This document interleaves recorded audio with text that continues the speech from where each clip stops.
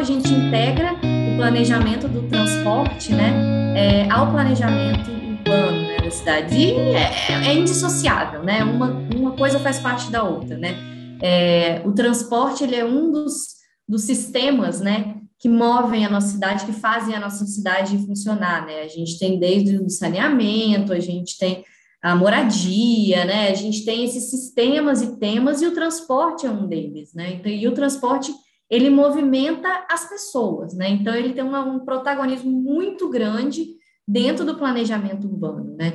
Porque dependendo dessa movimentação das pessoas, é que a gente vai criar essas oportunidades, vai criar a possibilidade de haverem trocas, né? Sejam elas comerciais, sejam elas sociais, né? Então, o transporte, ele é realmente extremamente importante. E quando a gente fala em transporte, a gente não está falando só do planejamento do transporte público, né? É a mobilidade como um todo, né? Tudo isso, todo o ecossistema, até a maneira como a gente planeja as calçadas, vai afetar também na acessibilidade das pessoas ao sistema de transporte público, por exemplo. Então, não tem como dissociar o planejamento do espaço público como um todo, em como a gente pensa o espaço público, como a gente pensa na locomoção das pessoas dentro do espaço público e também na permanência delas, porque quando a gente está falando de uma rua movimentada, uma rua onde tem bancos e pessoas, é uma rua segura, agradável, então você se sente muito mais convidado a sair de casa e usar o transporte coletivo, né? Tem a questão da segurança social, enfim. Então, planejar o espaço público é pensar também no planejamento da mobilidade. Sem contar que também a gente está falando de distribuição de atividades e pessoas, né? Então, isso a gente ainda vai para um nível ainda mais profundo, né? As moradias, a maneira como as moradias, né? E as classes sociais estão distribuídas também no território, vai afetar a maneira como esses deslocamentos vão acontecer, né?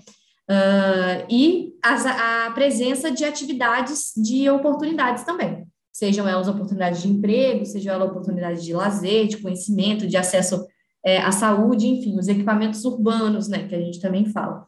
Então, assim, a gente tem que pensar, sim, no território, quando a gente está falando de planejamento de mobilidade, de transporte, a gente tem que pensar, sim, nessa divisão espacial das moradias, das atividades, em como a gente está promovendo fluxos de pessoas de uma maneira que seja cada vez mais eficiente, cada vez mais também saudável para as pessoas, né? Que incentive as pessoas a tomarem a decisão certa.